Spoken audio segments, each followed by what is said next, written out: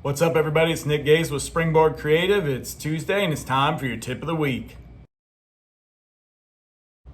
Today we're talking to all you club owners out there about building partnerships within your community and how that can benefit your program even if you are not a nonprofit organization.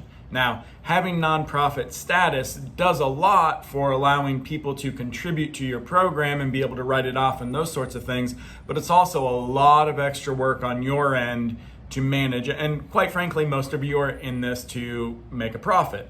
So what we want to talk about is finding little ways to get businesses and others in your community involved with your program where maybe they're not so concerned about writing that off, but that you're getting a benefit and you are promoting community organizations as well. So a great example of this is if there is some really entry-level equipment maybe that your team requires. Maybe that's jump ropes or stretching bands or some workout gear, things like that. That's a great way to be able to partner with somebody in your community to fund those things, whether it's an equipment store or a local printing place, screen printing, that sort of thing, to say, hey, we need 50 jump ropes over the course of the year. Is that something you guys would be willing to help out with? And then on our website, we promote that and we say, hey, our equipment is provided by such and such. That's a really great way to start building those partnerships at low levels.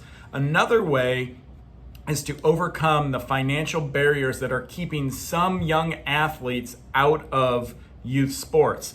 In particular, we have seen that finances is the biggest barrier for young people getting involved. And in fact, the Aspen Institute came out with this saying that it is in fact the biggest, and that wealthier families are participating more, but middle class and lower class families are actually participating less. So a great way to do this is to find a partnership with a business in town that maybe is willing to sponsor an athlete's training or a portion of that. Now, that doesn't have to come back as, Bob's Automotive sponsors Jimmy, but Bob's Automotive helps to fund athletes in need. They fund an athlete scholarship here. That's great for Bob's Automotive. It's great for your athlete. And then there could end up being other partnerships that develop down the road from there. So I want to encourage you to think outside the box. Don't be afraid to go talk to people, even if you're not a nonprofit.